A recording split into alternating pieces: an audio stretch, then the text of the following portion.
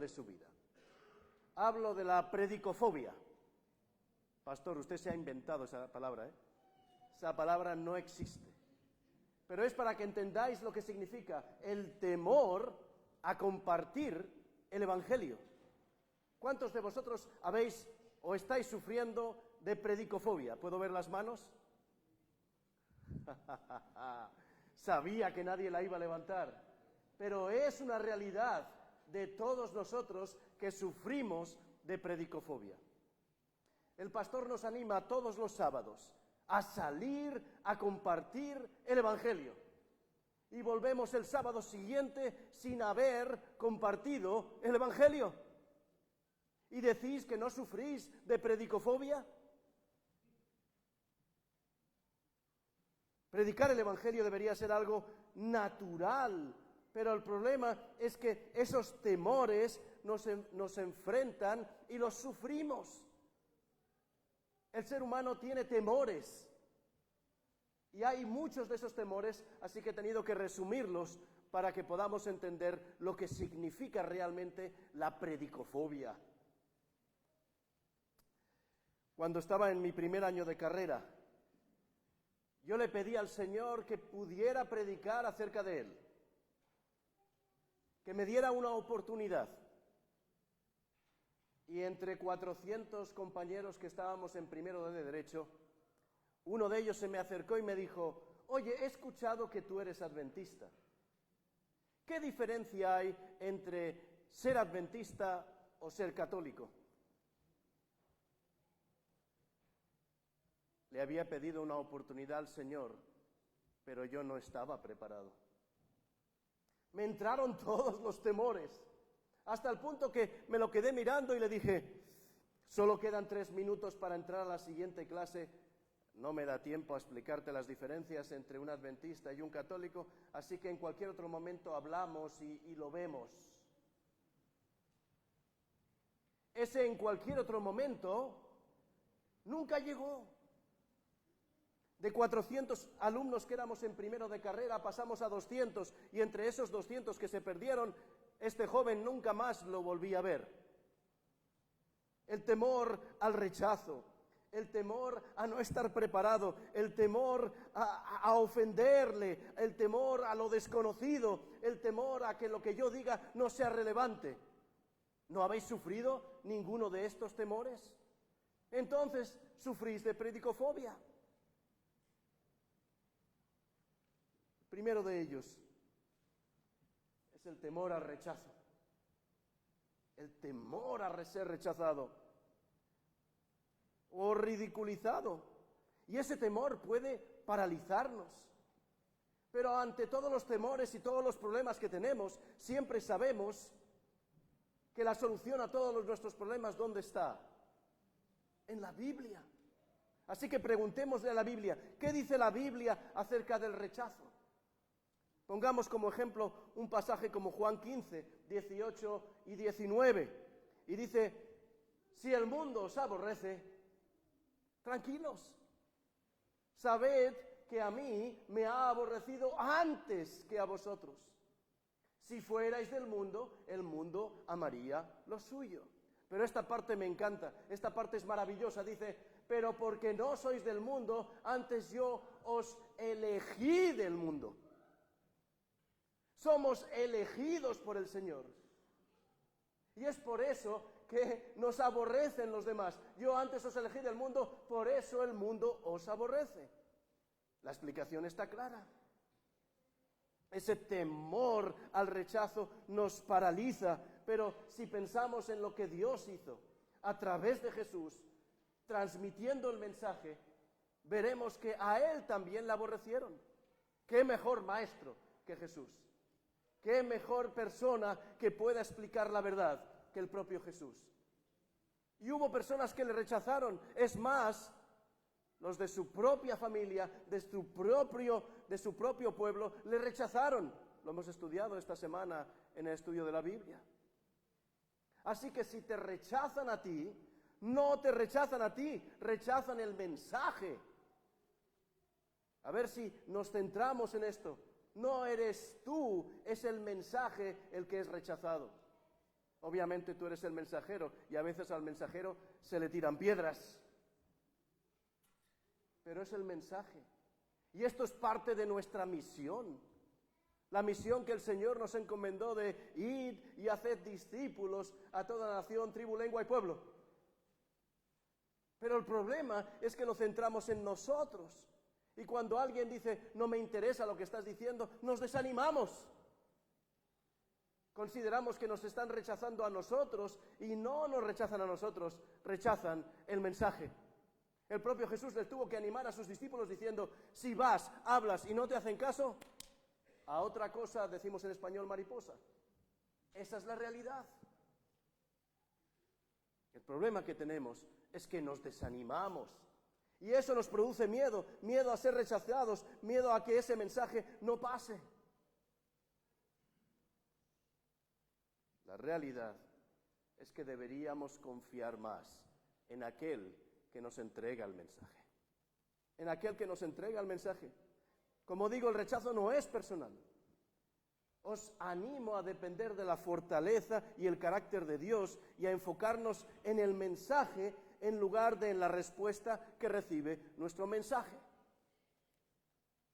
Si algo aprendí cuando era vendedor de libros para pagarme los estudios, es que la misma presentación, exactamente la misma presentación, convence a unos y los otros no se convencen. Pero cuando yo no convencía para que comprasen esos libros, evidentemente no era yo, sino el Señor que lo hacía. Cuando no es posible convencer, yo no me desanimaba y decía, todo el mundo es igual. Porque yo veía que con el mismo mensaje, con la misma presentación, otras personas se animaban y compraban. ¿Por qué no aplicamos la misma manera de hacer las cosas a nuestra predicación? Podemos pasar el mensaje y esa persona, no me interesa, está bien. El siguiente, y llegará la persona que el Espíritu Santo ha preparado en su corazón para que ese mensaje pueda ser una realidad en sus vidas.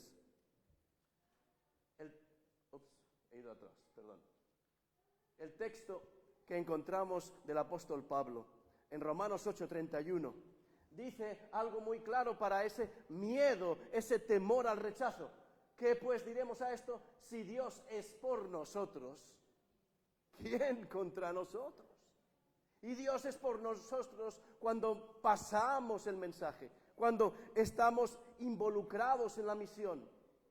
¿Qué otra cosa quiere Dios para nosotros que podamos ser instrumento en sus manos para transmitir el mensaje del Evangelio? El siguiente temor,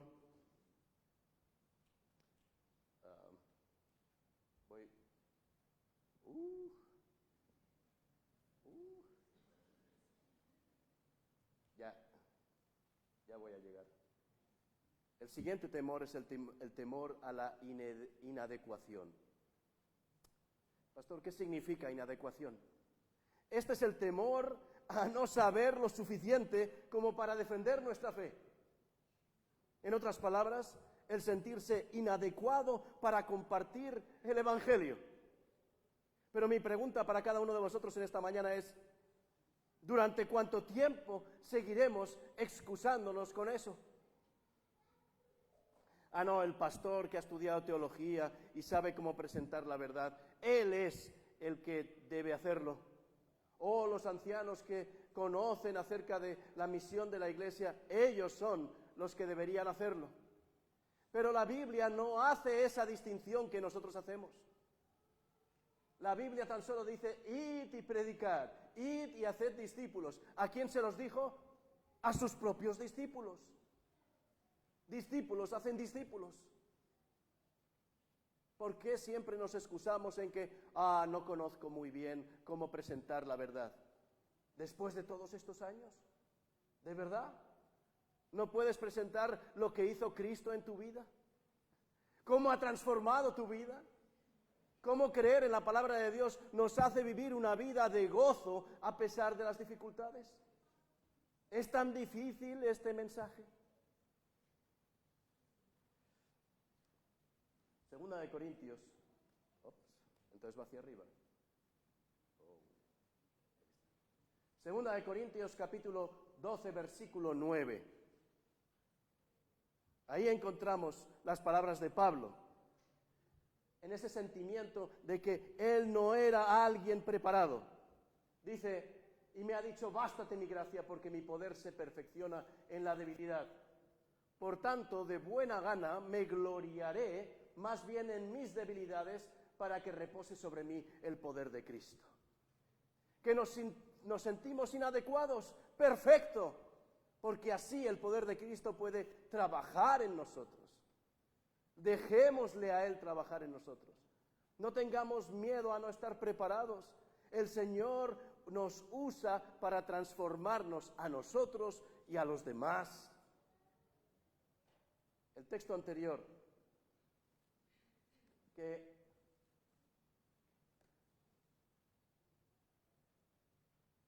o sea, la de abajo es hacia arriba, exactamente.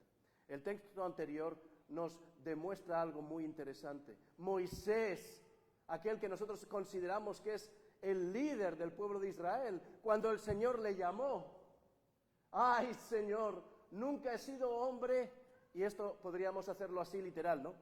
Señor, nunca he sido hombre de mucha palabra, porque así es como estaba él. Así es como estaba él. Ni antes ni desde que tú hablas a tu siervo, porque soy tardo en el habla y torpe en la lengua. Así es como se sentía él. Y Jehová le respondió, ¿quién dio la boca al hombre? Nos centramos en nosotros mismos. Moisés se miraba a sí mismo y decía, voy a ir al faraón y le voy a decir, no soy yo la persona indicada, no lo soy. Y es importante que nos encontramos aquí que dice, ¿quién dio la boca al hombre? ¿O quién al mudo y al sordo y al que ve y al ciego? No soy yo, Jehová. Ahora pues, ve y yo estaré con tu boca y te enseñaré lo que hayas de hablar. Y por supuesto puso a su lado a su hermano Aarón y así a su cuñado Aarón y así pudieron dar el mensaje. Pero estoy convencido de que el propio Moisés dejó de tartamudear para hablar con su medio hermano, el faraón. Os animo al estudio de la palabra de Dios. Eso nos sacará de ese temor a la inadecuación, porque sabremos lo que tenemos que decir. Hace unas semanas hablaba de la importancia del estudio de la Biblia al inicio de la escuela sabática. Y yo os animo en esta mañana a que estudiéis vuestra Biblia. La lectura de la Biblia debería ser algo diario. Diario. Pero no porque lo diga el pastor, no porque os sintáis obligados, sino porque lo necesitáis. Necesitáis esa comunión con Dios a través de la lectura de su palabra. La fe viene por el oír y el oír por la palabra de Dios. Hebreos 13, 21. ¿No? Es al revés. Nos dice, os haga aptos en toda obra buena para que hagáis su voluntad, haciendo Él en vosotros lo que es agradable delante de Él por Jesucristo, al cual sea la gloria por los siglos de los siglos. Y es interesante que nos dice que lo que tenemos que hacer es trabajar. Él nos equipa porque Él nos ha llamado. No nos llama y después nos equipa, sino que no es que nos llame porque estamos equipados, sino que Él nos llama para equiparnos. Él te ha llamado a ti para que puedas ser alguien que pueda transmitir el mensaje. Así que no vayas diciendo, no, es que no estoy preparado. Ese temor a la inadecuación tiene que desaparecer. El siguiente es el temor a ofender a otros. Y este es el temor a ofender y molestar al hablar de nuestra fe. Pero si leemos aquí en Efesios capítulo 4, versículo 15, el apóstol Pablo nos alienta a hablar la verdad en amor. Aunque tengas la verdad no significa que tengas que estar martilleando a la otra persona. Jesús no lo hizo, ¿por qué debemos hacerlo nosotros? Sino que siguiendo la verdad en amor, crezcamos en todo en aquel que es la cabeza, esto es, en Cristo. Y para los que puedan leer inglés, fijaos que dice, rather speaking the truth in love. No solo siguiendo, sino hablando la verdad en amor. Por tanto, debemos poner en primer lugar la amabilidad y el respeto en nuestras conversaciones. Lo decía esta mañana el hermano Hugo, ¿no? De aquella persona que tenía que contacto. El tacto nos es necesario. Compartir el Evangelio debe hacerse con sensibilidad y con gracia, no con amenazas o con juicios velados. El propio Pablo, cuando escribe a los colosenses, dice claramente, sea vuestra palabra siempre con gracia,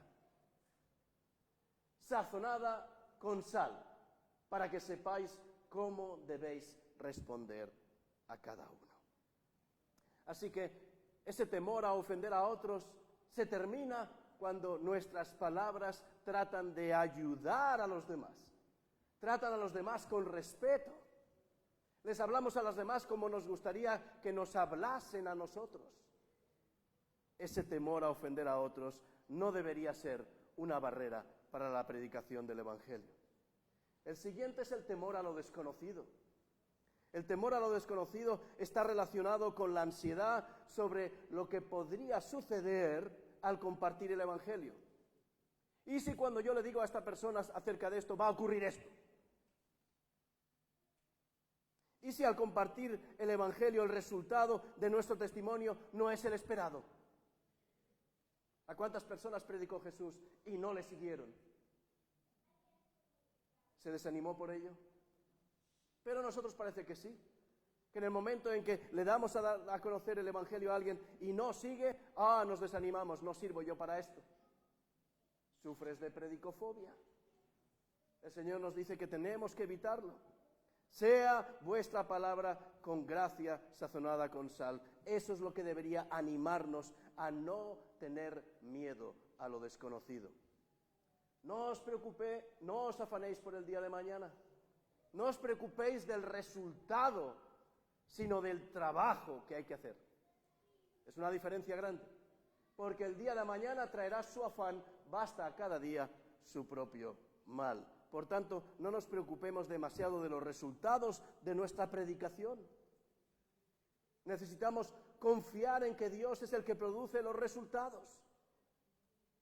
Hace unas semanas veíamos cómo el sembrador lanza la semilla,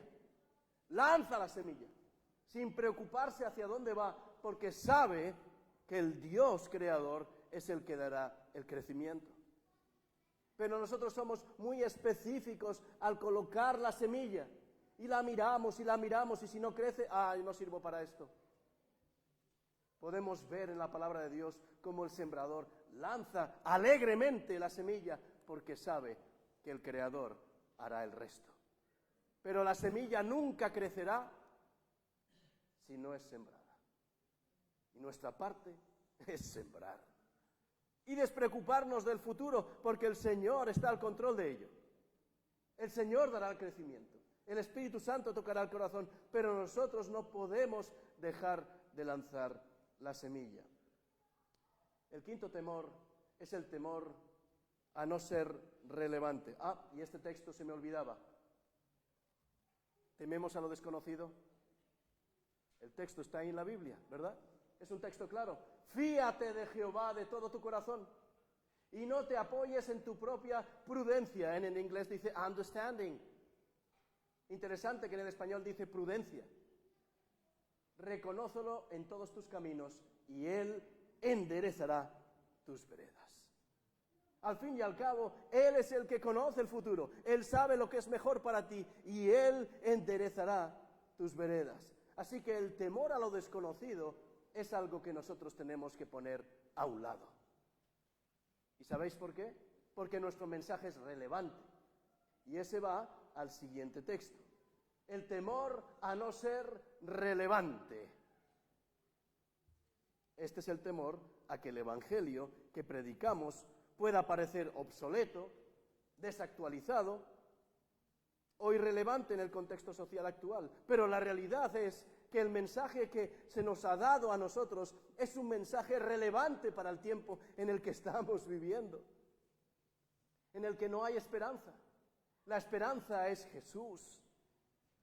Jesús trae esperanza al ser humano, no los demás seres humanos, no las buenas obras que puedas hacer. Jesús es el que te da salvación por su muerte en la cruz. Estos son buenas nuevas. Y esas buenas nuevas todavía hoy las necesita la sociedad en la que vivimos. Porque el evangelio, queridos hermanos, es atemporal.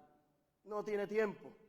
Y es siempre relevante para todas las culturas y en todas las épocas. Dice el apóstol Pablo que no se avergüenza del evangelio.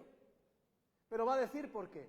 Va a decir por qué. Porque es poder de Dios para salvación a todo aquel que cree.